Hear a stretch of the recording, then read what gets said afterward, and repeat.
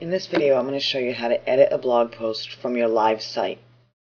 First, you would want to make sure you are logged in so that you can see your Members Area button. From here, you can either add a post or view your subscriptions. To edit any blog post that you have created, simply scroll down, locate the blog post you want to edit, and click the words Edit. Next, select if you want to change its category or add it to a new category. Here, you can edit the text of this. When you're all done, click on Submit Post.